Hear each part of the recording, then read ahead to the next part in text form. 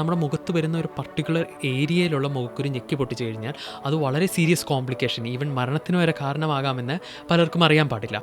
Dangerous area of the face എന്ന് പറഞ്ഞാൽ അപ്പോൾ ഈ തലയിലുണ്ടാകുന്ന താരന് നമ്മുടെ മുഖക്കുരു ഉണ്ടാക്കാൻ സാധിക്കും. എപ്പോഴും സോപ്പോ അല്ലെങ്കിൽ ഫേസ് വാഷ് യൂസ് ചെയ്യുന്നത് അത്ര നല്ലതായിരിക്കത്തില്ല. താരന് വേണ്ടി ഹെയർ ഓയിൽ അപ്ലൈ ചെയ്യുന്നതുകൊണ്ട് എന്തെങ്കിലും പ്രയോജനമുണ്ടോ?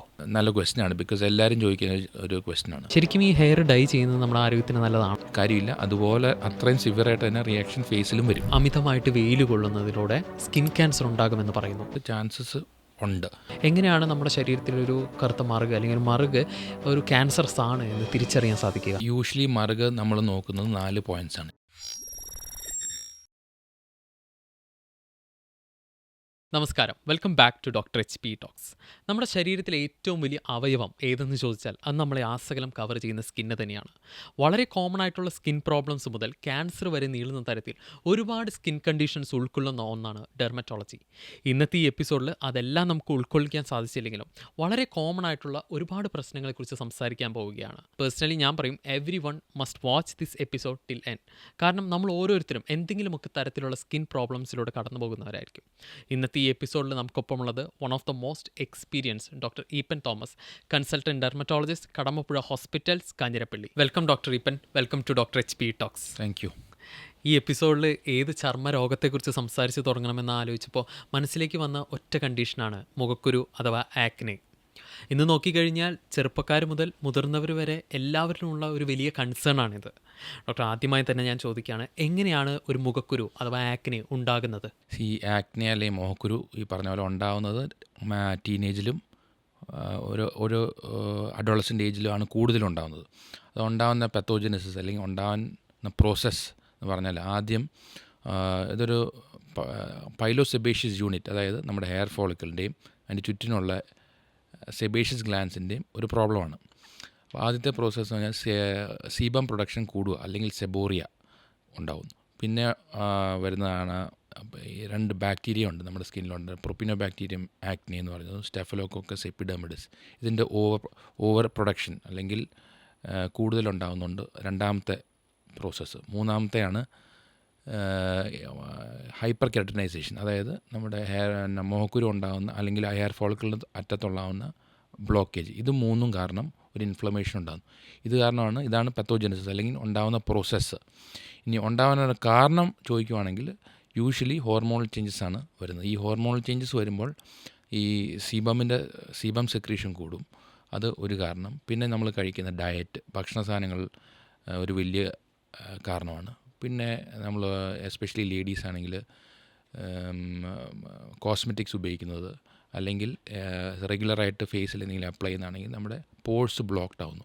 അത് കാരണവും ആണ് മെയിൻ റീസൺസ് ആക്നെ ഉണ്ടാകാൻ. അപ്പോൾ നമ്മുടെ മുഖത്തുണ്ടാകുന്ന എക്സസ് ആയിട്ടുള്ള ഓയിൽ പ്രൊഡക്ഷൻ ഈ ആക്നെക്ക് കാരണമാകില്ലേ? ഈ ഓയിലിന് ഉദ്ദേശിക്കുന്നത് ഈ സീബം കൂടുതലുണ്ടാകുമ്പം എന്ത് വരുന്നു വെച്ചാൽ അതിൻ്റെ പോഴ്സ് ബ്ലോക്ക്ഡ് ആവുന്നു. ഒരു കാരണം. പണ്ട് മുതൽക്കേ ഉള്ളൊരു വിശ്വാസമുണ്ട്, അതായത് അമിതമായിട്ട് എണ്ണമയമുള്ള ഭക്ഷണ പദാർത്ഥങ്ങൾ കഴിച്ചു കഴിഞ്ഞാൽ മുഖക്കുരു ഉണ്ടാകുമെന്ന്. ഇതിലെന്തെങ്കിലും വസ്തുതയുണ്ടോ? ഡയറ്റ് അല്ലെങ്കിൽ നമ്മൾ കഴിക്കുന്ന ഭക്ഷണം ഒരു വലിയ ഫാക്ടറാണ് മുഖക്കുരു ഉണ്ടാകുന്നത്. അത് ആദ്യം പറഞ്ഞത് എണ്ണ ഉള്ള ഭക്ഷണം മാത്രമല്ല, ഹൈ ഗ്ലൈസീമിക് ഇൻഡെക്സ് ഉള്ള ഫുഡ്. അതായത് ഇപ്പോൾ ഒന്ന് സെർച്ച് ചെയ്ത് നോക്കി അറിയാം എന്തൊക്കെയാണ് ലിസ്റ്റ്. പൊതുവേ ഇപ്പം നമ്മൾ പറയുവാണെങ്കിൽ for example milk and milk products, refined carbohydrates, sugars, പിന്നെ ഈ പറഞ്ഞ പോലെ ഫ്രൈഡ് ഐറ്റംസ്, എണ്ണയുള്ള സാധനങ്ങൾ, ഇതൊക്കെ എല്ലാം ഹൈ ഗ്ലൈസീമിക് ഇൻഡെക്സ് ഉള്ള ഫുഡാണ്. ഹൈ ഗ്ലൈസീമിക് ഇൻഡെക്സ് എന്ന് പറഞ്ഞാൽ പെട്ടെന്ന് നമ്മുടെ ബ്ലഡിലെ ഷുഗർ ലെവൽ കൂടുകയും അതോടൊപ്പം പെട്ടെന്ന് കുറയുകയും ചെയ്യുന്ന അതിനാണ് ഈ ഹൈ ഗ്ലൈസീമിക് ഇൻഡെക്സ്. ഇതാണ് മുഖക്കുരു ഉണ്ടാക്കാനുള്ള one of the reasons, but അതൊരു വലിയൊരു കാരണമാണ്. അപ്പോൾ മുഖക്കുരു ഉള്ളവർ ഒഴിവാക്കിയിരിക്കേണ്ട ഒരു ഭക്ഷണ പദാർത്ഥങ്ങളാണ് ഇതെല്ലാം. ഹൈ ഗ്ലൈസീമിക് ഉള്ള ഇൻഡെക്സ് ഉള്ള ഫുഡെല്ലാം ഒഴിവാക്കുന്നതായിരിക്കും നല്ലത്. അതിൻ്റെ കുറച്ച് എക്സാമ്പിൾസാണ് ഞാനിപ്പോൾ തൊട്ട് മുമ്പേ പറഞ്ഞത്. അതുപോലെ തന്നെ ഈ മുഖക്കുരു ഉള്ള വ്യക്തി അത് കുറയ്ക്കാനായിട്ടും അല്ലെങ്കിൽ അത് വരാതിരിക്കാനായിട്ടും പാലിക്കേണ്ട സ്കിൻ റുട്ടീൻസ് എന്തൊക്കെയായിരിക്കും? സ്കിൻ റുട്ടീൻസ് വരാതിരിക്കാൻ നമുക്ക് പ്രിവെൻറ്റ് ചെയ്യാൻ ഒരിക്കലും പറ്റത്തില്ല, ബട്ട് ടു ആൻ എക്സ്റ്റെൻറ്റ് നമുക്ക് കൺട്രോൾ ചെയ്യാൻ പറ്റും. അപ്പോൾ നമ്മൾ ശ്രദ്ധിക്കേണ്ടത് നമ്മൾ പോഴ്സ് എപ്പോഴും ഓപ്പൺ ആയിരിക്കും. അതായത് ഫേസ് റെഗുലറായിട്ട് ക്ലീൻ ചെയ്യുക. റെഗുലറായിട്ട് ക്ലീൻ ചെയ്യാൻ ഉദ്ദേശിക്കുന്നത് രാവിലെ പല്ല് തേക്കുമ്പോൾ ഒരു ഫേസ് വാഷ് വെച്ച് വാഷ് ചെയ്താൽ നല്ലതായിരിക്കും. പിന്നെ ഇടയ്ക്കിടയ്ക്ക് വാഷ് ചെയ്യുന്ന ശീലം ഉണ്ടെങ്കിൽ റെഗുലർ വാട്ടറായിട്ട് മാത്രം, അതായത് എപ്പോഴും സോപ്പോ അല്ലെങ്കിൽ ഫേസ് വാഷ് യൂസ് ചെയ്യുന്നത് അത്ര നല്ലതായിരിക്കത്തില്ല. ഒന്ന്. രണ്ടാമത്, ലേഡീസ് അല്ലെങ്കിൽ ഗേൾസ് ആണെങ്കിൽ റെഗുലറായിട്ട് കോസ്മെറ്റിക്സ് ഉപയോഗിക്കുന്ന ആൾക്കാരാണെങ്കിൽ അത് ഒഴിവാക്കുന്നതായിരിക്കും നല്ലത്. ബിക്കോസ് അത് ഈ നേരത്തെ പറഞ്ഞ പോലെ പോഴ്സ് ക്ലോഗ്ഡ് ആവാൻ ചാൻസസ് കൂടുതലാണ്. ഇതാണ് സ്കിൻ കെയർ. പിന്നെ ഒരു സൺസ്ക്രീൻ ഉപയോഗിക്കുന്ന ആൾക്കാരാണെങ്കിൽ നോൺ കോമഡോജനിക്, അതായത് മുഖക്കുരു ഉണ്ടാകാൻ സാധ്യത കുറവുള്ള സൺസ്ക്രീൻസാണ് ഉപയോഗിക്കാൻ നല്ലത്. ഇതൊക്കെയാണ് ജനറലി ഞാൻ പേഷ്യൻസിനോട് അഡ്വൈസ് ചെയ്യും. മുഖക്കുരു ഉണ്ടായി കഴിഞ്ഞ് കഴിഞ്ഞാൽ ഭൂരിഭാഗം പേർക്കും അത് ഞെക്കി പൊട്ടിക്കാൻ തോന്നും. പക്ഷേ അത് ഞെക്കി പൊട്ടിക്കരുതെന്ന് എല്ലാവർക്കും അറിയാം.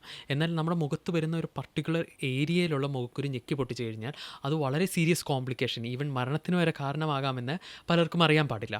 ആ ഒരു ഡേഞ്ചർ ട്രയാങ്കിളിനെ കുറിച്ചൊന്ന് പറയാമോ?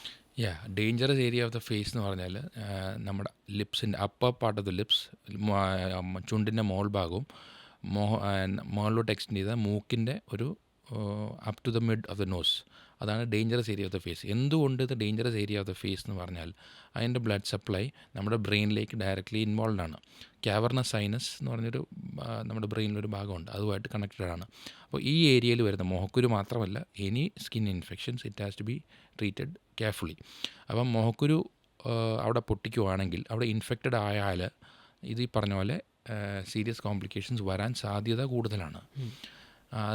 അതിന് അസുഖത്തിൻ്റെ പേരാണ് ക്യാവർണസ് സൈനസ് ത്രോംബോഫ്ലെബൈറ്റിസ്. അപ്പം ആ ഏരിയ എസ്പെഷ്യലി ഈ പറഞ്ഞ പോലെ dangerous area of the face, you have to be very careful. ഇനി നമ്മുടെ ഒരു ഡെയിലി റുട്ടീനിലേക്കൊക്കെ വരുമ്പോൾ ഭൂരിഭാഗം പേരും മാസത്തിലൊരിക്കൽ അല്ലെങ്കിൽ 2 മാസം കൂടുമ്പോഴൊക്കെയാണ് അവരുപയോഗിക്കുന്ന ബെഡ്ഷീറ്റും തലോണയുടെ കവറൊക്കെ മാറ്റുന്നത്. നമ്മുടെ സ്കിന്നായിട്ട് ഏറ്റവും അടുത്ത് കോണ്ടാക്റ്റ് വരുന്ന ഒന്നാണ് ഈ പില്ലോ കവർ. ഒരു സ്കിൻ ഹെൽത്ത് നോക്കുമ്പോൾ ഇത് എത്രത്തോളം അപകടകരമാണ്? പില്ലോ കേസ് എന്ന് പറയുമ്പോൾ നമ്മൾ തല വെക്കുന്ന സ്ഥലമാണ്. അപ്പോൾ തലയിൽ ഇപ്പം നേരത്തെ പറഞ്ഞ പോലെ സിബം പ്രൊഡക്ഷൻ കൂടുതലാണ് സ്കാൽപ്പിൽ. ഈ സിബം പ്രൊഡക്ഷൻ കൂടുമ്പോൾ എന്ത് പറ്റും, കുറേ നാൾ നമ്മൾ ഉപയോഗിക്കുന്ന പില്ലോ കവർ മാറ്റാതിരിക്കുമ്പോൾ കുറേ നാൾ കഴിയുമ്പോൾ അവിടെ ഡേർട്ട് നമ്മുടെ സിബം എല്ലാം കൂടെ മിക്സ് ആ പില്ലോ കേസിൽ അടിയും. അങ്ങനെ വരുന്നത് നമ്മുടെ ഫേസിൻ്റെ പോഴ്സ് ക്ലോഗ്ഡ് ആകാൻ അല്ലെങ്കിൽ ബ്ലോക്ക്ഡ് ആകാൻ ചാൻസ് കൂടുതലാണ്. അപ്പം അത് റെഗുലറായിട്ട് വാഷ് ചെയ്യേണ്ടത് വളരെ അത്യാവശ്യമാണ്. അത് ഈ നേരത്തെ ഞാൻ പറഞ്ഞ പോലെ ഫേസ് ക്ലീൻ ആക്കുന്ന പോലെ തന്നെയാണ് നമ്മുടെ കിടക്കുന്ന പില്ലോ കേസ് ആണെങ്കിലും റെഗുലറായിട്ട് മാറ്റേണ്ടത്. അപ്പോൾ ഈ തലയിലുണ്ടാകുന്ന താരന് നമ്മുടെ മുഖക്കുരു ഉണ്ടാക്കാൻ സാധിക്കുമോ? ഇല്ല, അതൊരു തെറ്റിദ്ധാരണയാണ്. താരനും മുഖക്കുരും രണ്ട് പെത്തോജനസിസ് അല്ലെങ്കിൽ 2 കാരണം കൊണ്ട് വരുന്നതാണ്. അതൊരിക്കലും ആൾക്കാരുടെ ഇടയിൽ ഒരു തെറ്റിദ്ധാരണയുണ്ട്. അതിനൊരിക്കലും അങ്ങനെ ഒരു പോസിബിലിറ്റി ഇല്ല, അങ്ങനെ കണക്ഷൻ ഇല്ല. ഈ താരനെക്കുറിച്ച് പറയുമ്പോൾ എനിക്ക് തോന്നുന്നു മുഖക്കുരു പോലെ തന്നെ ഇന്നത്തെ ഒരു വലിയൊരു ഭൂരിഭാഗം ജനങ്ങളും ഫേസ് ചെയ്യുന്ന മറ്റൊരു പ്രധാനപ്പെട്ട പ്രശ്നമാണ് ഈ താരൻ. എന്തുകൊണ്ടാണ് അല്ലെങ്കിൽ എങ്ങനെയാണ് ഈ താരൻ ഉണ്ടാകുന്നത്? താരൻ എന്ന് മലയാളത്തിൽ വന്ന ഈ മെഡിക്കലിൽ സെബോറിക് ഡെർമറ്റൈറ്റിസ്, അത് ഉണ്ടാകാൻ മെയിൻ കാരണം നമ്മുടെ തലയിൽ അല്ലെങ്കിൽ സ്കാൽപ്പിൽ ഒരു ഫംഗസ് മാലസീസിയ എന്ന് പറഞ്ഞൊരു ഫംഗസ് ഉണ്ട്. അത് നോർമലി ഉള്ളതാണ്. പക്ഷെ അതിനോട് നമ്മുടെ ശരീരം റിയാക്ട് ചെയ്യുന്ന അല്ലെങ്കിൽ റെസ്പോണ്ട് ചെയ്യുന്ന വ്യത്യാസം വരുമ്പോഴാണ് താരനുണ്ടാകുന്നത്. അതിൻ്റെ ഒരു കാരണം, അത് ഒരു തിയറിയാണ്. അതുപോലെ പല തിയറീസ് ഉണ്ട്. For example neurogenic theory. For example ഈ പാർക്കിൻസൺസ് ഡിസീസ് ഉള്ളവർക്ക്, ന്യൂറോ പ്രോബ്ലംസ് ഉള്ളവർക്ക് വരെ താരൻ ചാൻസ് കൂടുതലാണ്. പിന്നെ HIV എയ്ഡ്സ് HIV ഉള്ളവർക്ക് താരൻ വരാൻ ചാൻസ് കൂടുതലാണ്. പിന്നെ ഇമ്മ്യൂണോ കോംപ്രമൈസ്, അതായത് നമ്മുടെ ഇമ്മ്യൂണിറ്റി കുറവുള്ളവർക്ക് താരൻ വരാൻ കൂടുതലാണ്. പക്ഷേ ഏറ്റവും കോമൺ ആയിട്ട് സാധാരണ കണ്ടുവരുന്നത് ഈ മാലസീസിയ എന്ന ഫംഗസിൻ്റെ കാരണം കൊണ്ടാണ്. പിന്നെ ഇൻഫാക്റ്റ് ചിലവർക്ക് stress also is a big factor. അതുകൊണ്ടൊക്കെ ആയിരിക്കും ഇന്ന് ഇത്രയും കോമൺ ആവാൻ കാരണം. ആവാം. അപ്പോൾ ഇതിൻ്റെ ഒരു മാനേജ്മെൻറ്റ് സൈഡിലേക്കൊക്കെ വരുമ്പോൾ ആസ് എ ഡെർമറ്റോളജിസ്റ്റ് ഞാൻ ചോദിക്കുകയാണ്, താരന് വേണ്ടി ഹെയർ ഓയിൽ അപ്ലൈ ചെയ്യുന്നതുകൊണ്ട് എന്തെങ്കിലും പ്രയോജനമുണ്ടോ? അതൊരു നല്ല ക്വസ്റ്റ്യനാണ്. ബിക്കോസ് എല്ലാവരും ചോദിക്കുന്ന ഒരു ക്വസ്റ്റ്യനാണ്. ഞാൻ ആദ്യം പറഞ്ഞല്ലോ, താരനുണ്ടാകുന്ന ഒരു കാരണം ഫംഗസാണ്, മാലസീസിയ ഫംഗസ്. ഹെയർ ഓയിൽ അപ്ലൈ ചെയ്യുമ്പം എന്ത് പറ്റും, ഇറ്റ് പ്രൊമോട്ട്സ് ദ ഗ്രോത്ത്. അതൊരു മീഡിയമാണ്, ഓയിലി സ്കിൻ ഒരു മീഡിയമാണ് ഫംഗസ് വളരാൻ. അതുകൊണ്ട് അത് ടെക്സ്റ്റ് ബുക്കിൽ മെൻഷൻ ചെയ്തിട്ടില്ല. പക്ഷേ അത് ഫംഗസ് വളരാൻ ചാൻസ് കൂടുതലായതുകൊണ്ട് അത് ഒഴിവാക്കുന്നതായിരിക്കും നല്ലത്. എന്നാലും ചിലർക്ക് another side of the stories, നമ്മൾ താരൻ വരുമ്പോൾ നമ്മുടെ സ്കാൽപ്പ് ഡ്രൈ ആവും. ഡ്രൈ ആകുമ്പം ഓയിൽ അപ്ലൈ ചെയ്യുമ്പോൾ ആ ഡ്രൈനെസ് മാറും. അതൊരു പിന്നെ കുറേ പേർക്ക് നല്ല റിലീഫാണ്. ഞാൻ എപ്പോഴും പറഞ്ഞു കൊടുക്കുന്നത് ഹെയർ ഓയിൽ അപ്ലൈ ചെയ്യണമെങ്കിൽ ചെയ്യുക, പക്ഷേ ഒരു മൈൽഡ് ഷാമ്പു വെച്ച് വാഷ് ചെയ്ത് കളയുക. അത് ഹെയർ ഓയിൽ തലയിൽ ഇരിക്കാതിരിക്കുന്നതായിരിക്കും ബെറ്റർ. ബിക്കോസ് ഞാൻ ആദ്യം പറഞ്ഞ പോലെ മാലസീസിയ എന്നൊരു ഫംഗസാണ് ഉണ്ടാക്കുന്നത്. ഫംഗസ് വളരാൻ ചാൻസ് കൂടാൻ സാധ്യതയുണ്ട്. ആക്ച്വലി എന്താണ് ഇതിനൊരു സൊല്യൂഷൻ? എങ്ങനെയാണ് ഒരു വ്യക്തിക്ക് ഇത് മാനേജ് ചെയ്യാൻ സാധിക്കുക?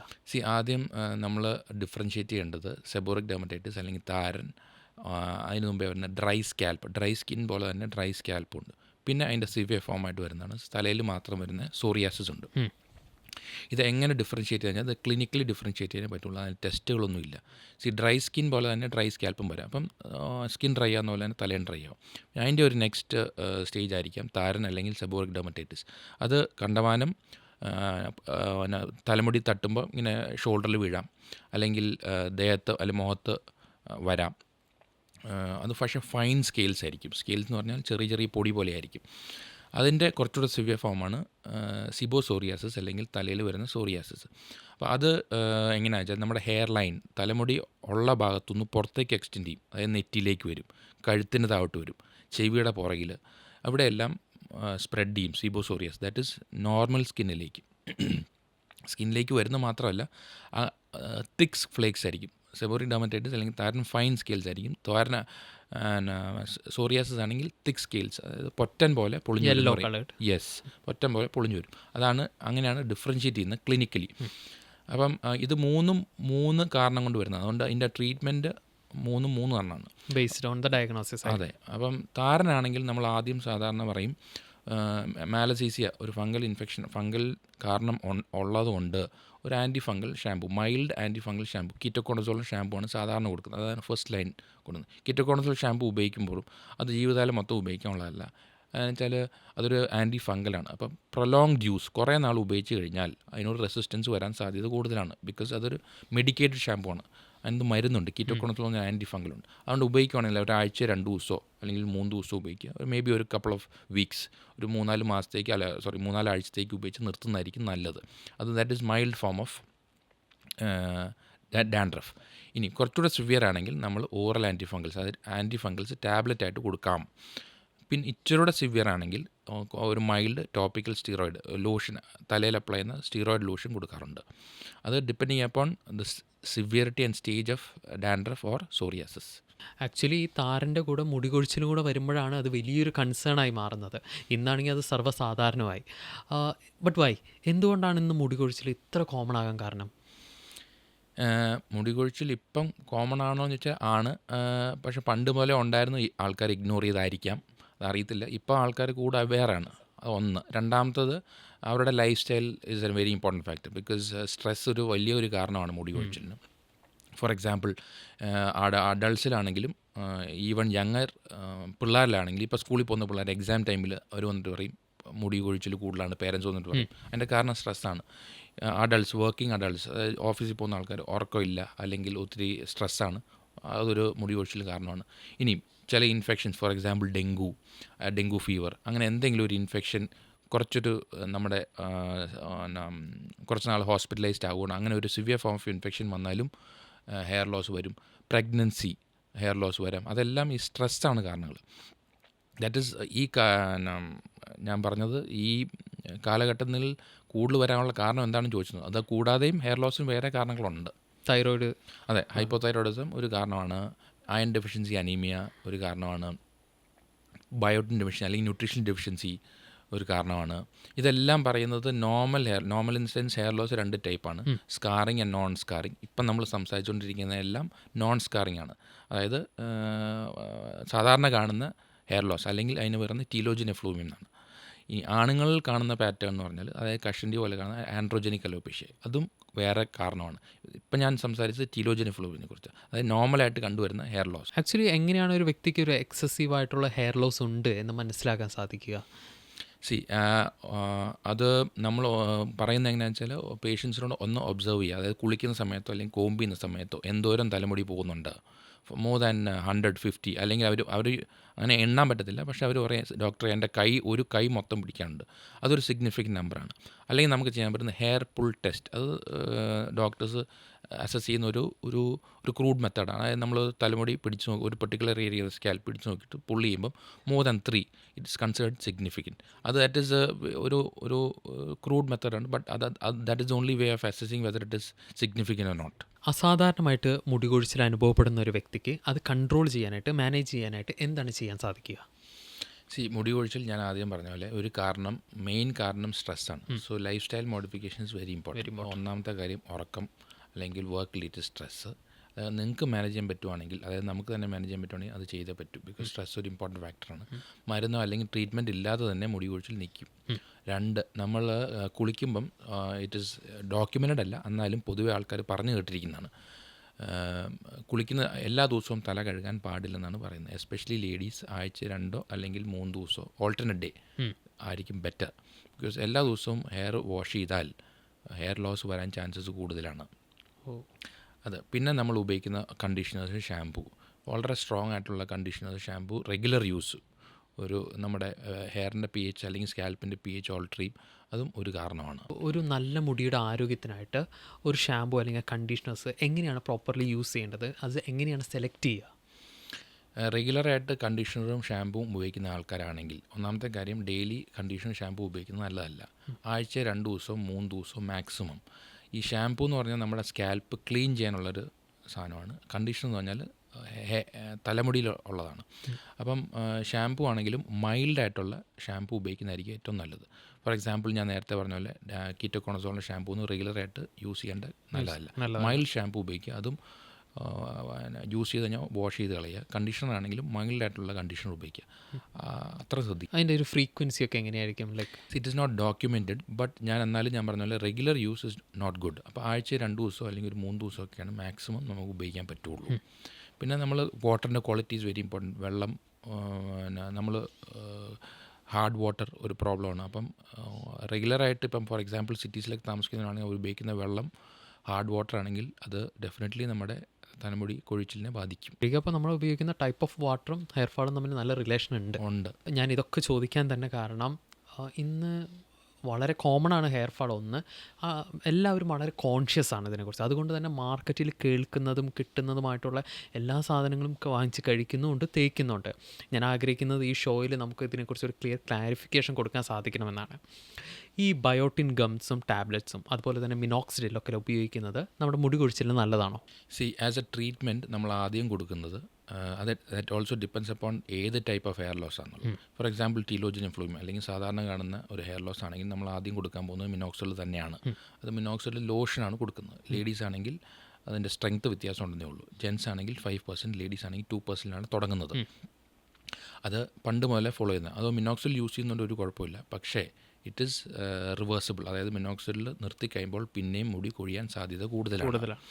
അപ്പോൾ അത് ഒരു പ്രോബ്ലം. ചിലർക്ക് മിനോക്സിൽ യൂസ് ചെയ്യുമ്പം സ്കാൽപ്പിൽ ഇറിറ്റേഷൻ അല്ലെങ്കിൽ കോൺടാക്ട് ഡെർമറ്റൈറ്റിസ് വരാറുണ്ട്. അങ്ങനെയുള്ളവർക്ക് ടോപ്പിക്കൽ മിനോക്സിഡിൽ, അതായത് തേക്കുന്ന മിനോക്സിഡിൽ മാറ്റിയിട്ട് ഈ കുറച്ച് നാളായിട്ട് ടാബ്ലറ്റ്സ് മിനോക്സിഡിലും അവൈലബിൾ ആണ്. ബയോട്ടിൻ ഡെഫിനറ്റ്ലി സപ്ലിമെൻറ്റ് ചെയ്യുന്ന നല്ലതാണ് ഹെയർ ലോസിന്. അത് 2 weeks may be 20 days to 2 weeks കഴിക്കുന്നുണ്ട്, കുഴപ്പമില്ല. ഇത് രണ്ടുമാണ് യൂഷ്വലി ഫസ്റ്റ് ലൈൻ ട്രീറ്റ്മെൻറ്റ്. പിന്നെ ഡിപ്പെൻഡിങ് അപ്പോൺ ദ കോസ്, എന്താണ് കാരണം. ഫോർ എക്സാമ്പിൾ ആദ്യം പറഞ്ഞ പോലെ ഹീമോഗ്ലോബിൻ രക്തക്കുറവാണോ, അയൺ ഡെഫിഷ്യൻസി ആണെങ്കിൽ അയൺ സപ്ലിമെൻറ്റ് ചെയ്യണം. പിന്നെയുള്ള തൈറോയ്ഡ് ഹൈപ്പോതൈറോയിഡ്സ് ഉണ്ടെങ്കിൽ ഹൈപ്പോതൈറോയിഡ്സ് ട്രീറ്റ് ചെയ്യേ പറ്റൂ. ഇത് പിന്നെ ഉള്ള കുറച്ച് ഫെറിറ്റിൻ ബ്ലഡിൽ ചെക്ക് ചെയ്യുന്നതിൽ നമുക്ക് അയണിൻ്റെ അറിയാൻ പറ്റും. ESR ക്രോണിക് ഡിസീസസ് എന്തെങ്കിലും ഉണ്ടെങ്കിൽ ചെക്ക് ചെയ്യണം. അപ്പം പിന്നെ റെയർ ആയിട്ട് കാണുന്നതാണ് ചില ഓട്ടോഇമ്യൂൺ ഡിസീസസ് ഉണ്ട്. ഫോർ എക്സാമ്പിൾ ലൈക്ക് SLE, അങ്ങനെ കുറച്ച് ഓട്ടോഇമ്യൂൺ ഡിസീസിൻ്റെ ഭാഗമായിട്ടും ഹെയർ ലോസ് വരാം. അപ്പം കുറേ നാളായിട്ട് ട്രീറ്റ് ചെയ്തിട്ട് വ്യത്യാസം വന്നില്ലെങ്കിൽ, അതർ ഓട്ടോഇമ്യൂൺ ഡിസീസിൻ്റെ രോഗലക്ഷണങ്ങളുണ്ടെങ്കിൽ ഡെഫിനറ്റ്ലി ANA ചെക്ക് ചെയ്യണം. അപ്പോൾ ടു കൺക്ലൂഡ്, നമ്മൾ ഹെയർ ലോസ് വരുമ്പോൾ ഒരു വ്യക്തി ചെക്ക് ചെയ്യേണ്ടത് യൂഷ്വലി ഹീമോഗ്ലോബിൻ ചെക്ക് ചെയ്യുക, MCV ചെക്ക് ചെയ്യണം, തൈറോയ്ഡ് ചെക്ക് ചെയ്യണം, ESR ചെക്ക് ചെയ്യുക, ഫെറിറ്റിൻ ലെവൽസ്, പിന്നെ റെസ്പോൺസ് തീരെ കുറവുള്ളവർക്കും അല്ലെങ്കിൽ അതർ ഓട്ടോഇമ്യൂൺ ഡിസീസിൻ്റെ സിംറ്റംസ് രോഗലക്ഷണം ഉള്ളവർക്കും ANA ചെക്ക് ചെയ്യാറുണ്ട്. ഇതൊക്കെയാണ് അവരെടുത്തിരിക്കേണ്ട ബ്ലഡ് ടെസ്റ്റുകൾ അസാധാരണമായിട്ട് മുടി കൊഴിച്ചിലുണ്ടെങ്കിൽ. എനിക്ക് തോന്നുന്നു ഇന്നത്തെ യൂത്ത് ഫേസ് ചെയ്യുന്ന മുടി കൊഴിച്ചിൽ പോലെ തന്നെ മറ്റൊരു പ്രധാന പ്രശ്നമാണ് അകാലനര അഥവാ പ്രീമച്വർ ഗ്രേയിങ്. എന്താണ് ഇതിൻ്റെ പ്രധാന കാരണം? മെച്യൂർ കെനൈറ്റിസ് എന്ന് പറയുമ്പോൾ definition has to be clear. അതായത് എല്ലാവരും പറയും എൻ്റെ ഫാദറിന് 60 വയസ്സിലാണ് നരച്ചത്, എനിക്ക് 45 വയസ്സിൽ നര തുടങ്ങി. അത് പ്രിമച്വർ ഗ്രേയിങ് അല്ല. Premature greying is should be less than 25 years. അതിന് 25 ഇയേഴ്സിന് താഴെയുള്ളവർക്ക് ഗ്രേയിങ് വരുന്നതാണ് പ്രിമച്വർ കെനൈറ്റിസ് അല്ലെങ്കിൽ ഗ്രേയിങ് എന്ന് പറയുന്നത്. അതും ഈ പറഞ്ഞ പോലെ കാരണങ്ങൾ, ഒന്ന് ചില nutritional deficiencies, for example pernicious anaemia, കോപ്പറിൻ്റെ കുറവ്, അങ്ങനെ കുറച്ച് ട്രേസ് എലമെൻസിൻ്റെ കുറവും കൊണ്ട് വരാം. അതായത് ഒന്നെങ്കിൽ നമ്മൾ ഡയറ്ററി കഴിക്കുന്നത് കുറവാണ്, അല്ലെങ്കിൽ ഇൻറ്റസ്റ്റൈനിൽ നിന്ന് അബ്സോർപ്ഷൻ കുറവാണ് ഒന്ന്. പിന്നെ സ്ട്രെസ്സ് ഒരു കാരണമാണ്. പിന്നെ ഫാമിലി ഹിസ്റ്ററി പാരമ്പര്യമായിട്ടുണ്ടെങ്കിലും പ്രീമച്വർ അതും വരാം. അപ്പോൾ എങ്ങനെയാണ് നമുക്ക് ഈ ഒരു പ്രീമച്വർ ഗ്രേയിങ് അല്ലെങ്കിൽ അകാലനര മാനേജ് ചെയ്യാൻ സാധിക്കുക? ആദ്യം തന്നെ നമ്മൾ എടുക്കേണ്ട 1-2 കാര്യങ്ങൾ രക്തത്തിൽ പരിശോധിച്ച് നോക്കേണ്ട. ഒന്ന്, ഹീമോഗ്ലോബിൻ രക്തം കുറവുണ്ടോ, thyroid hypo or hyper thyroidism ഉണ്ടോ. പിന്നെ ഉള്ളത് പെരിഫറൽ സ്മിയർ. അതിനകത്ത് നമുക്ക് കുറച്ച് കാര്യങ്ങൾ അറിയാൻ പറ്റും. ഞാൻ വിട്ടുപോയ ഒരു പോയിൻ്റ്, ക്രോണിക് പ്രോട്ടീൻ ഡെഫിഷ്യൻസി. അതായത് കുറേ നാളത്തേക്ക് പ്രോട്ടീൻ ഡെഫിഷ്യൻ്റ് ആണെങ്കിലും ഇതുപോലെ പ്രിമച്വർ ഗ്രേയിങ് വരാൻ സാധ്യത കൂടുതലാണ്. അപ്പോൾ പെരിഫറൽ സ്മിയർ ഒരു ഇമ്പോർട്ടൻറ്റ് ടെസ്റ്റാണ്. അപ്പം ഇതിൽ പെരിഫറൽ സ്മിയറിൽ ചെക്ക് ചെയ്തിട്ട് വ്യത്യാസങ്ങളുണ്ടെങ്കിൽ ഡെഫിനറ്റ്ലി കുറവുള്ള സാധനം സപ്ലിമെൻറ്റ് ചെയ്തേ പറ്റൂ. അപ്പം ഒരു may be couple of weeks അല്ലെങ്കിൽ ഒരു മാസം വരെ ഒരു മൾട്ടി വിറ്റമിൻ എടുക്കുന്നത് നല്ലതായിരിക്കും. 2, ഇപ്പോൾ ആകെ ട്രീറ്റ്മെൻറ്റ് ഓപ്ഷൻ അവൈലബിൾ എന്ന് പറഞ്ഞാൽ ഒരു ടോപ്പിക്കൽ ലോഷനാണ്, തലയിൽ അപ്ലൈ ചെയ്യുന്ന ഒരു ലോഷനാണ്. അത് കുറച്ച് നാളത്തേക്ക് മേ ബി ഒരു 5-6 മാസത്തേക്ക് അപ്ലൈ ചെയ്താൽ ഒരളവ് വരെ വ്യത്യാസം കണ്ടിട്ടുണ്ട്. ലൈക്ക് നമ്മുടെ മുടിയൊക്കെ നരച്ചു തുടങ്ങി കഴിഞ്ഞ് കഴിഞ്ഞാൽ ആദ്യം തന്നെ നമ്മൾ ലൈക്ക് ഹെയർ ഡൈയിലേക്കാണ് ആക്ച്വലി നമ്മുടെ കൈയെത്തുന്നത്. ഹെയർ ഡൈയിലേക്കാണ്. ശരിക്കും ഈ ഹെയർ ഡൈ ചെയ്യുന്നത് നമ്മുടെ ആരോഗ്യത്തിന് നല്ലതാണോ? അങ്ങനെ എനിക്ക് പറയാൻ പറ്റത്തില്ല. പക്ഷേ കുറേ ആൾക്കാർക്ക് ഹെയർ ഡൈയുടെ അലർജി ആയിട്ട് വരാറുണ്ട്. അപ്പം പ്രിമച്വർ കെനൈറ്റിസിന് ഹെയർ ഡൈയിങ് ഒരു സൊല്യൂഷൻ അല്ല. അതേസമയം ബിക്കോസ് ഞാൻ പറഞ്ഞ പോലെ അതിൻ്റെ കാരണം കണ്ടുപിടിക്കുക, അത് ട്രീറ്റ് ചെയ്യുകയാണ് ചെയ്യേണ്ടത്. ഹെയർ ഡൈ യൂസ് ചെയ്യുന്നവർ ധാരാളം ആൾക്കാരുണ്ട്. പക്ഷേ അതുപോലെ തന്നെ ഹെയർ ഡൈ അലർജി ഉള്ളവർ കുറേ പേരുണ്ട്. അപ്പം എല്ലാവരും ഹെയർ ഡൈ ഉപയോഗിക്കണം പറ്റുമെന്ന് ചോദിച്ചാൽ എനിക്ക് അതിന് ഉത്തരവില്ല. പക്ഷേ കുറേ പേർക്ക് അലർജി ഉള്ളതുകൊണ്ട് you have to be careful. അപ്പം ഹെയർ ഡൈയുടെ ഒരു കണ്ടൻ്റ് ഉണ്ട്, PPD അല്ലെങ്കിൽ പാരാഫിനലമീൻ ഡയമീൻ. ഇതിനോടാണ് യൂഷ്വലി അലർജി ഉണ്ടാകുന്നത്.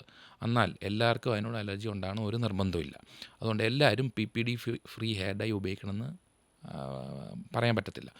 അലർജി ഒന്നുണ്ടായാൽ അത് ജീവിതകാലം മൊത്തം നിങ്ങൾക്ക് അതിനോട് അലർജിക്കായിരിക്കും. അതായത് പലരും കണ്ടിരിക്കുന്നതെന്ന് വെച്ചാൽ ഇവർ തലമുടി ആദ്യം നരച്ച് കഴിയുമ്പോൾ ഹെയർ ഡൈ ഉപയോഗിക്കും. ഹെയർ ഡൈ ഉപയോഗിച്ചാൽ അലർജി ആയിട്ട് ഡോക്ടറെ അടുത്ത് വരും. ഡോക്ടർ പറയും ഇത് ഉപയോഗിക്കരുത്, ഇതാണ് അലർജിയാണ്. അവർ കുറേ നാൾ കഴിഞ്ഞിട്ട് പറയും എൻ്റെ കസിൻ അമേരിക്കയിൽ നിന്നുണ്ടെന്നാണ്, ഓസ്ട്രേലിയയിൽ നിന്നുണ്ടെന്നാന്ന് പറഞ്ഞ് ഞാൻ എൻ്റെ മീശ മാത്രമേ കറുപ്പിച്ചുള്ളൂ. കാര്യമില്ല. അതുപോലെ അത്രയും സിവിയറായിട്ട് തന്നെ റിയാക്ഷൻ ഫേസിലും വരും. അതുകൊണ്ട് വൺസ് ഹെയർ ഡൈ അലർജി ഉണ്ടെങ്കിൽ നോർമൽ ഹെയർ ഡൈ പൂർണ്ണമായിട്ടും ഒഴിവാക്കുന്നതാണ് നല്ലത്. ഇനി നിർബന്ധമുള്ളവർക്ക് PPD ഫ്രീ അല്ലെങ്കിൽ അമോണിയ ഫ്രീ ഹെയർ ഡൈ ഉണ്ട്. അതാണ് ഞാൻ യൂഷ്വലി കൊടുക്കുക. ഇതിനെന്തെങ്കിലും ഒരു സേഫ് ആയിട്ടുള്ളൊരു ഓൾട്ടർനേറ്റീവ് എന്തെങ്കിലും ഉണ്ടോ നമുക്ക്? ഹെയർ ഡൈ അല്ലാതെ അങ്ങനെയുള്ളവർ അല്ല, അതിൻ്റെ ഓൾട്ടർനേറ്റീവ് ആണ് ഞാൻ നോൺ PPD ഹെയർ ഡൈ ഉണ്ട്. അത് അവൈലബിൾ ആണ് ഫാർമസിയിൽ. നമ്മുടെ സ്കിൻ എന്ന് പറയുന്നത് ശരിക്കും ഒരു കണ്ണാടി പോലെയാണ്. ഉള്ളിലുള്ള ഒരുപാട് അവസ്ഥകളെ പുറത്ത് കാണിക്കാൻ കഴിയുന്ന ഒന്ന്. ഈ നമ്മുടെ കഴുത്തിൻ്റെ പുറകിൽ വരുന്ന കറുപ്പ് കളർ, അതുപോലെ കക്ഷത്തിൽ മടക്കുകളിലൊക്കെ വരുന്ന കറുപ്പ് കളർ, അക്കാന്തോസിസ് നൈഗ്രിഗൻസ് നമ്മുടെ ഉള്ളിലുള്ള ഒരുപാട് രോഗങ്ങളുടെ ഒരു വാർണിംഗ് സൈനാണെന്ന് പറയും. എന്തിൻ്റെയൊക്കെ സൂചനയാകാം ഇത്? അക്കാന്തോസിസ് നൈഗ്രിഗൻസ് യൂഷ്വലി കണ്ടുവരുന്നത് ഒബീസ് ആയിട്ടുള്ള ആൾക്കാർ. ഒന്ന്, പല ടൈപ്പ് ഉണ്ട് അക്കാന്തോസിസ് നൈഗ്രിഗൻസ്. ഫാമിലിയൽ പാരമ്പര്യമായിട്ടുള്ളതുണ്ട്.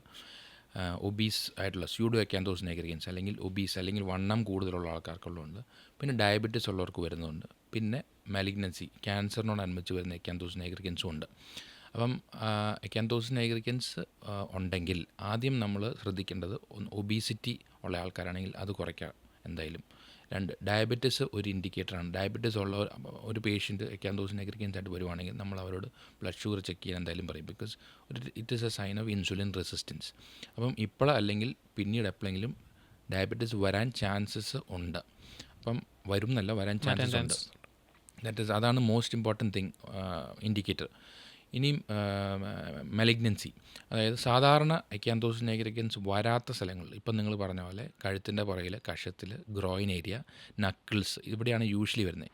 ഈ സ്ഥലങ്ങൾ അല്ലാതെ വരുന്ന, ഫോർ എക്സാമ്പിൾ വയറോ അല്ലെങ്കിൽ പാംസിനുള്ളിൽ അങ്ങനെ വരുന്ന സ്ഥലങ്ങൾ അക്കാന്തോസിസ് നൈഗ്രിഗൻസ് ആണെങ്കിൽ that is that may be an indicator of underlying malignancy. Usually adenocarcinoma stomach, അതായത് വയറ്റിൽ ഇൻറ്റസ്റ്റൈൻസിൽ വരുന്ന ക്യാൻസർ അല്ലെങ്കിൽ യൂറിനറി ട്രാക്റ്റിൽ വരുന്ന ക്യാൻസർ.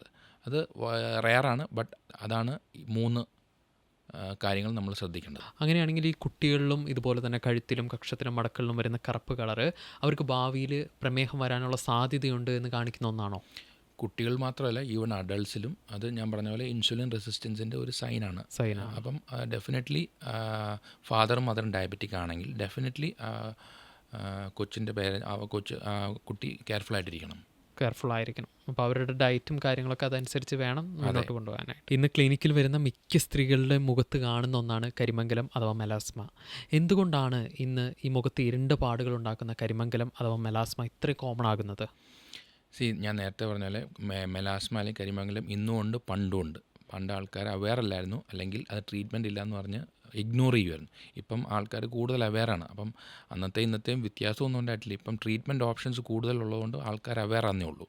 അപ്പം it is N age related process. അപ്പോൾ പ്രായമുള്ള ആൾക്കാർക്ക് മുഖത്ത് വരുന്നൊരു വ്യത്യാസമാണ്. എന്നാൽ എല്ലാവർക്കും വരണം നിർബന്ധമില്ല. അപ്പം ഒരു കാരണം ഫാമിലി ഹിസ്റ്ററി 1, 2 സൺ എക്സ്പോഷർ, അതായത് കൂടുതൽ സൺ എക്സ്പോഷർ ഉള്ളവർക്ക് വരാൻ സാധ്യത കൂടുതലാണ്. പിന്നെ ഈ പറഞ്ഞ പോലെ ഏജ് ഒരു കാരണമാണ്. ഇത് 3 മെയിൻലി കാരണം. എങ്ങനെ നമുക്ക് ഈ മെലാസ്മയെ പ്രതിരോധിക്കാം അല്ലെങ്കിൽ മാനേജ് ചെയ്യാൻ സാധിക്കും?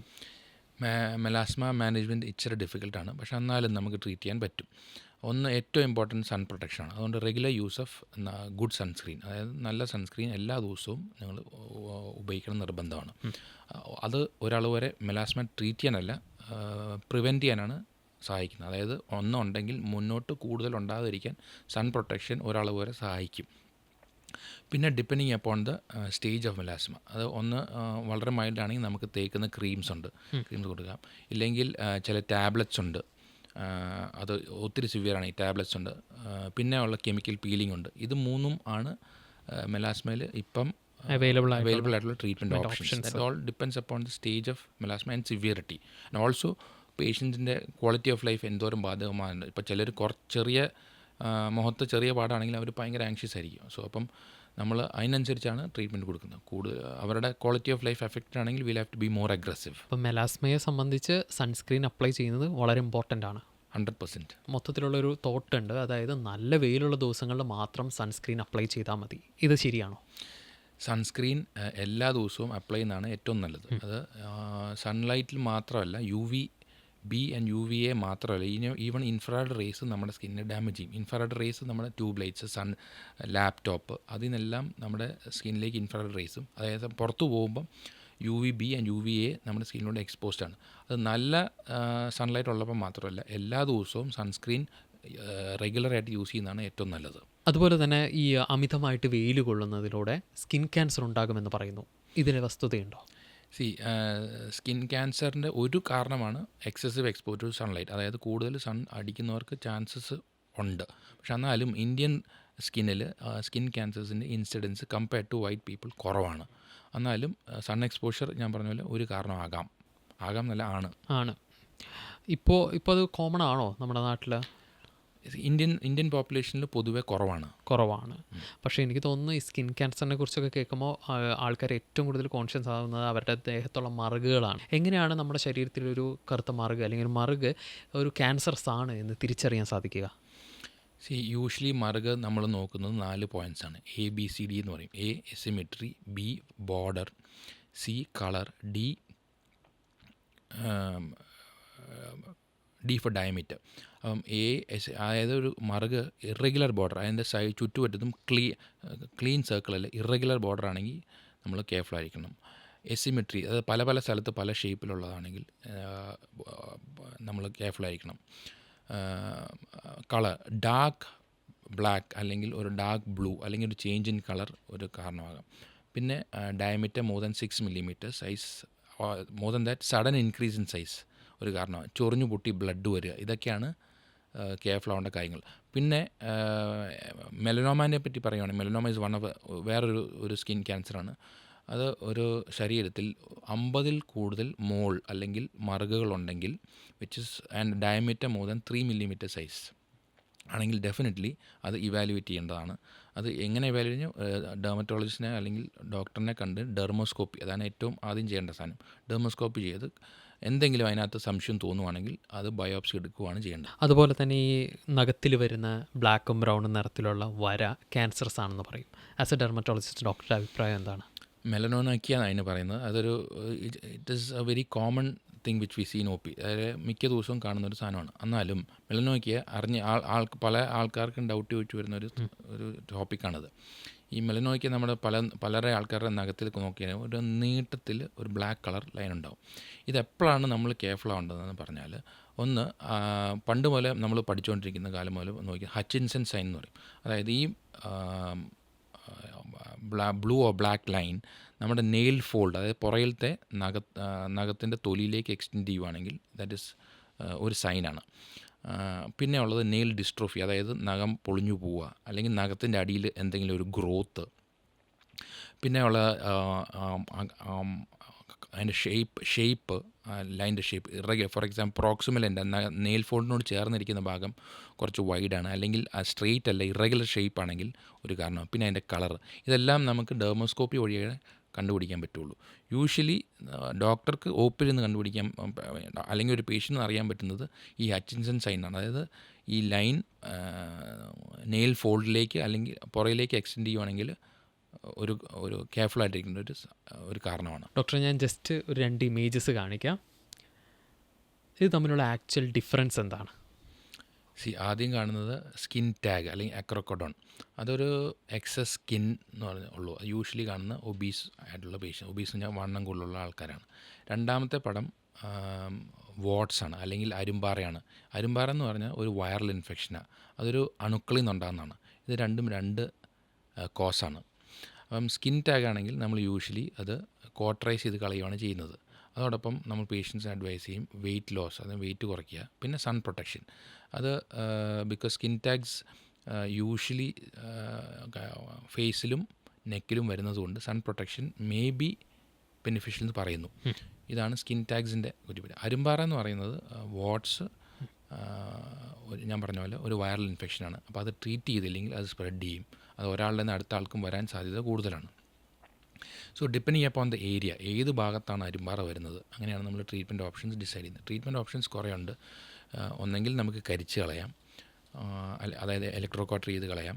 അല്ലെങ്കിൽ തേക്കുന്ന മരുന്നുകളുണ്ട്, ഓയിൻമെൻറ്റ്സ് ഉണ്ട്, ലോഷൻ ഉണ്ട്. പിന്നെ ലിക്വിഡ് ക്രയോതെറാപ്പി എന്ന് പറഞ്ഞൊരു പ്രൊസീജിയറുണ്ട്. അത് കരിച്ച് ലിക്വിഡ് നൈട്രജൻ സ്പ്രേ ആണ്. പിന്നെയുള്ളത് പിന്നെ ഇഞ്ചെക്ഷൻസ് ഉണ്ട്, ടാബ്ലറ്റ്സ് ഉണ്ട്. അങ്ങനെ depending upon the area involvement നമ്മളത് ഡിസൈഡ് ചെയ്യും. ഒത്തിരി എക്സ്റ്റെൻസീവ് ആണെങ്കിൽ നമ്മൾ കുറച്ച് നാളത്തേക്ക് ടാബ്ലറ്റ്സ് പോലെയുള്ള സിങ്ക് ടാബ്ലറ്റ്സ് ഉണ്ട്, അങ്ങനെ കുറച്ച് ടാബ്ലറ്റ്സ് ഉണ്ട്. അത് നമ്മൾ സപ്ലിമെൻറ്റ് ചെയ്യേണ്ടി വരും.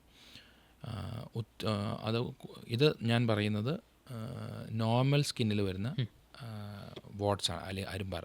ജെനിറ്റൽ ഏരിയ അല്ലെങ്കിൽ യൂറിൻ പാസ് ചെയ്യുന്നിടത്ത് വാട്സ് വരുന്ന കാരണം ടോട്ടലി ഡിഫറെൻ്റ് ആണ്. അത് സെക്ഷലി ട്രാൻസ്മിറ്റഡ് ആണ്. അത് ഒരാളുടെ നിന്ന് അടുത്ത ആൾക്ക് സെക്ഷലി കോൺടാക്റ്റിൽ നിന്ന് വരുന്നതാണ്. അൺപ്രൊട്ടക്റ്റഡ് സെക്ഷൽ ഇൻ്റർകോഴ്സ് അല്ലെങ്കിൽ മൾട്ടിപ്പിൾ സെക്ഷൽ പാർട്ട്നേഴ്സ് ഉള്ളവർക്ക് വരാൻ സാധ്യത വളരെ കൂടുതലാണ്. അപ്പം അത് ട്രീറ്റ്മെൻറ്റ് ഓപ്ഷൻസ് ഡിഫറെൻ്റ്. അത് നമുക്ക് ടാബ്ലറ്റ്സ് അല്ല, നമ്മൾ അപ്ലൈ ചെയ്യുന്ന ലോഷനുണ്ട്, ട്രീറ്റ്മെൻ്റ് ഉണ്ട്, അങ്ങനെയാണ് ചെയ്യുന്നത്. ആൻഡ് അവരോട് അഡ്വൈസ് ചെയ്യും. സ്പ്രെഡ് ചെയ്യാൻ ചാൻസ് ഉള്ളതുകൊണ്ട് പാർട്ട്ണറിനെ നമ്മൾ ട്രീറ്റ് ചെയ്യണം. And also more importantly other sexually transmitted diseases has to be ruled out. For example HIV, hepatitis B, hepatitis C, syphilis. And safe sex practice, അതായത് മൾട്ടിപ്പിൾ സെക്ഷൽ പാർട്ട്നേഴ്സ് ഒഴിവാക്കണം. അങ്ങനെ ഉണ്ടെങ്കിൽ തന്നെ condoms ഉപയോഗിച്ച് contact വരാൻ പാടുള്ളൂ. Spreading tendency ഉള്ളത് കൊണ്ട് കൂടുതലുണ്ട്. ഇതിനെന്തെങ്കിലും ക്യാൻസറസ് ആയിട്ടുള്ള ടെൻഡൻസീസ് ഉണ്ടോ? രണ്ടാമത് പറഞ്ഞ ജെനിറ്റൽ ഏരിയ വരുന്നത് ഇതിന് ചാൻസസ് ഉണ്ട്, പക്ഷേ നോർമൽ സ്കിന്നിൽ വരുന്നതിന് ചാൻസസ് ഇല്ല. ഡോക്ടർ, ഞാൻ നെക്സ്റ്റ് ഒരു ഇമേജ് കാണിക്കാം, ഒരു സ്കിൻ കണ്ടീഷൻ്റെ. ഇത് ചുണങ്ങ് അല്ലെങ്കിൽ ടീനിയ വെർസിക്കുലർ എന്ന് പറയുന്നൊരു പ്രോബ്ലമാണ്. ഇത് വളരെ കോമൺ ആയിട്ട് വരുന്നൊരു കണ്ടീഷനാണ്. ഇത് 2 ടൈപ്പ് ഉണ്ട്. ഒന്ന് വൈറ്റ് കളറായിരിക്കും, ബ്രൗൺ കളർ അല്ലെങ്കിൽ ഡാർക്ക് കളറായിരിക്കും. ഇത് ഡിപ്പെൻഡിങ് അപ്പോൺ എന്തോരം നമ്മുടെ ശരീരത്തിൽ ഇൻവോൾവ്ഡ് ആണെന്നുള്ള രീതി വെച്ചിട്ടാണ് നമ്മൾ ട്രീറ്റ് ചെയ്യുന്നത്. മിക്കവർക്കും ലിമിറ്റഡ് ഏരിയ ചില ഭാഗങ്ങൾ മാത്രമേ വരുള്ളൂ. അതുകൊണ്ട് നമുക്ക് ഒരു ക്രീംസ് കീറ്റോകോണസോൾ ക്രീമിൽ നമുക്ക് ട്രീറ്റ് ചെയ്യാൻ പറ്റും. വളരെ കുറച്ച് ആൾക്കാർക്ക് ദേഹം മൊത്തം അല്ലെങ്കിൽ എക്സ്റ്റെൻസീവ് ആയിട്ട് വരുമ്പോൾ നമ്മൾ oral tablets, anti fungal tablets കൊടുക്കേണ്ടി വരും. പിന്നെ റിക്കറൻ്റായിട്ട്, അതായത് രണ്ടാമത് വീണ്ടും ടീനിയ വെസിക്കുലർ അല്ലെങ്കിൽ ചുണങ്ങ് വരുന്നുണ്ടെങ്കിൽ നമ്മൾ ഡയബറ്റിസ് എന്തായാലും റൂൾ ഔട്ട് ചെയ്ത് പറ്റും. എന്താണ് ഇതിൻ്റെ ഒരു പ്രധാന കാരണം ഇതുണ്ടാകാനുള്ളത്? ടീനിയ വെസിക്കുലർ എന്ന് പറഞ്ഞാൽ ഒരു ഫംഗൽ ഇൻഫെക്ഷനാണ്. ഒരു മാലസീസിയ എന്നൊരു ഫംഗസ് ഉണ്ടാക്കുന്നതാണ്. യൂഷ്വലി ഈ പറഞ്ഞ പോലെ ഒരാളുടെ അടുത്ത ആൾക്ക് സ്പ്രെഡ് ചെയ്യും. ഫോർ എക്സാമ്പിൾ ഒത്തിരി പേര് ഒന്നിച്ച് താമസിക്കുന്നിടത്ത്, ഹോസ്റ്റലിൽ, അങ്ങനെയൊക്കെ ഉള്ളവർക്ക് ചാൻസസ് വളരെ കൂടുതൽ, ഒരാൾക്ക് അടുത്ത ആൾക്ക് സ്പ്രെഡ് ചെയ്യും. പിന്നെ കേരളത്തിലും ഹ്യൂമിഡിറ്റി അല്ലെങ്കിൽ ഇന്ത്യയിൽ ഹ്യൂമിഡിറ്റി കൂടുതലായതുകൊണ്ട് ഇങ്ങനെ വരുന്ന ഫംഗൽ ഇൻഫെക്ഷൻസ് വരാൻ ചാൻസസ് കൂടുതലാണ്. ഓവർ സ്വെറ്റിംഗ് ആണോ ഇതിന് കാരണം? സ്വെറ്റിംഗ് ഒരു കാരണമല്ല. സ്വെറ്റും കൊണ്ട് ഫംഗൽ ഇൻഫെക്ഷൻ വരാൻ ചാൻസസ് കൂടുതലാണ്. ഞാൻ നേരത്തെ പറഞ്ഞ പോലെ ഒരു ഫംഗസ് വളരാൻ ഒരു മീഡിയമാണ് സ്വെറ്റും ഓയിലും എല്ലാം. അപ്പോൾ ഇത്തരത്തിലുള്ള ഫംഗൽ ഇൻഫെക്ഷൻസ് ഉള്ളവർ ശ്രദ്ധിക്കേണ്ട കാര്യങ്ങൾ എന്തൊക്കെയായിരിക്കും? ഒന്ന്, ഹൈജീൻ. നമ്മൾ ഉപയോഗിക്കുന്ന വസ്ത്രങ്ങൾ വേറെ ആൾക്കാർ ഉപയോഗിക്കാതിരിക്കുക. പിന്നെ കുളിക്കുന്ന കാര്യങ്ങളൊക്കെ ആണെങ്കിൽ എല്ലാം റെഗുലറായിട്ട് കറക്റ്റായിട്ട് ചെയ്യുക. പിന്നെ ഒന്ന് ഫംഗൽ ഇൻഫെക്ഷൻ വന്നു കഴിഞ്ഞാൽ അത് എത്രയും പെട്ടെന്ന് ട്രീറ്റ് ചെയ്യുന്നത് നല്ലത്. ബിക്കോസ് അത് അല്ലെങ്കിൽ സ്പ്രെഡ് ചെയ്യാൻ ചാൻസസ് കൂടുതലാണ്. ഈ കുഞ്ഞു കുട്ടികളിൽ മുഖത്ത് വരുന്ന വെള്ളപ്പാണ്ടുകളുണ്ട്, ഇത് സിമിലർ ആണോ ഫംഗൽ ഇൻഫെക്ഷൻ? സോ അതൊരു വളരെ ഇമ്പോർട്ടൻറ്റ് ചോദ്യമാണ്. എന്ന് വെച്ചാൽ കുറേ പേര് വരുന്നത് മുഖത്ത് പാടായിട്ടാണ്. അപ്പോൾ അവർ പലരും വിചാരം ന്യൂട്രീഷണൽ ഡെഫിഷ്യൻസി അല്ലെങ്കിൽ അതൊരു തെറ്റിദ്ധാരണയാണ്. ബിക്കോസ് ചുണങ്ങ് വളരെ കോമൺ ആണ്. അതുകൊണ്ട് പലരും ഡയഗ്നോസ് ചെയ്യത്തില്ല. അത് ഡിഫറൻഷ്യേറ്റ് എങ്ങനെയാണെന്ന് വെച്ചാൽ, ഈ ചുണങ്ങാണെങ്കിൽ മുഖത്ത് മൈക്രോസ്കോപ്പിനടിയിൽ വെച്ച് നോക്കിയാൽ, മൈക്രോസ്കോപ്പല്ല മാഗ്നിഫൈങ് ലെൻസിൽ നോക്കിയാൽ നമുക്ക് ബോർഡർ, ആ വൈറ്റ് പാച്ചസിന് ഒരു ബോർഡർ കണ്ടാവും, clear cut border. That is one of the way you can differentiate. ഇനി മുഖത്ത് വരുന്ന പിള്ളേർക്ക് വേറൊരു വൈറ്റ് പാച്ചസാണ് പിട്രിയാസിസ് ആൽബ. ഇതൊരു എക്സീമ അല്ലെങ്കിൽ ഒരു ഡെർമറ്റൈറ്റിസ് ആണ്. ഇതൊരു സെൽഫ് ലിമിറ്റിംഗ്. ഇത് ട്രീറ്റ് ചെയ്യേണ്ട കാര്യമില്ല. ബട്ട് നമുക്ക് അത്ര സിവിയർ ആണെങ്കിൽ നമുക്കൊരു മൈൽഡ് ടോപ്പിക്കൽ സ്റ്റിറോയിഡ് കൊടുക്കാം, ക്രീം കൊടുക്കാം, മോയ്സ്ചറൈസർ റെഗുലറായിട്ട് ഉപയോഗിക്കുക. അപ്പം മെയിൻലി ഇത് ചുണങ്ങും പിട്രിയാസിസ് ആൽബയാണ് ഡിഫറൻഷ്യേറ്റ് ചെയ്യേണ്ടത്. രണ്ട് കാരണങ്ങളാണ്, രണ്ട് ട്രീറ്റ്മെൻറ്റാണ്. അപ്പം അത് ഡോക്ടറെ കണ്ട് തന്നെ ചികിത്സിക്കേണ്ട കാര്യങ്ങൾ. ഓവർ ദ കൗണ്ടർ ട്രീറ്റ് ചെയ്യാതിരിക്കുന്നതായിരിക്കും ഏറ്റവും ബെറ്റർ. ഒരു വലിയൊരു സമുദ്രത്തിൻ്റെ ഒരു ചെറിയ ഭാഗം മാത്രമേ നമ്മൾ എത്തിയിട്ടുള്ളൂ. ഇനിയും ഒരുപാട് കാര്യങ്ങളുണ്ട് എന്നറിയാം. നമ്മുടെ പ്രേക്ഷകർക്ക് ഇത്തരം അറിവുകൾ പറഞ്ഞു കൊടുക്കാനായി ഇനിയും ഡോക്ടറെ ലഭിക്കുമെന്ന പ്രതീക്ഷയിൽ ഈ എപ്പിസോഡോടെ വൈൻഡപ്പ് ചെയ്യാണ്. Thank you doctor Eapen. Thank you so much. Thank you very much. Thank you for having me in the show.